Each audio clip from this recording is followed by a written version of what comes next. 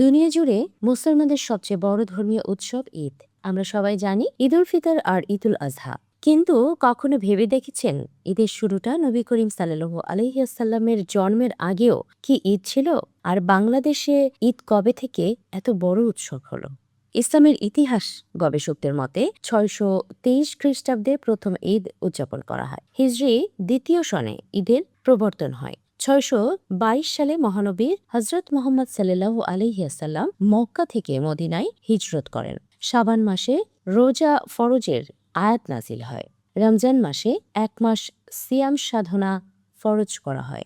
এরপর ঘোষণা আসে রমজান শেষে শাওয়ালের প্রথম দিন হবে ঈদ, অর্থাৎ রোজার সমাপ্তির আনন্দ থেকেই জন্ম নেয় ঈদ উল ফিতর।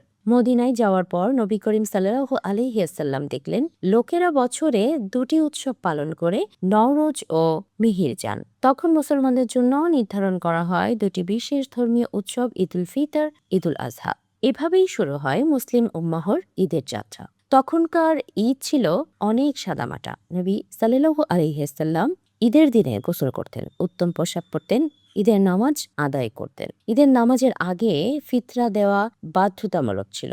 নামাজ শেষে মিষ্টি খাওয়া এবং একে অপরকে শুভেচ্ছা জানানোই ছিল আনন্দের মূল অংশ।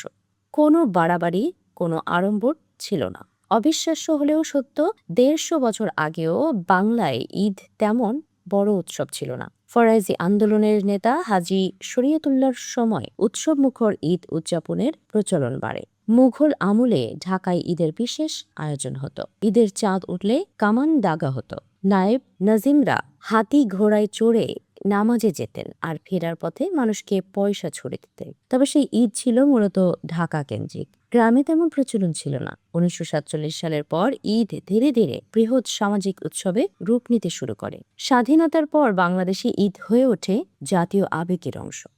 এখন ঈদ মানেই কেনাকাটা, নতুন পোশাক, উপহার, ভ্রমণ এবং বিশাল অর্থনৈতিক কার্যক্রম। দেশের বড় অংশের ব্যবসা বাণিজ্য ঘুরে ঈদকে কেন্দ্র করে।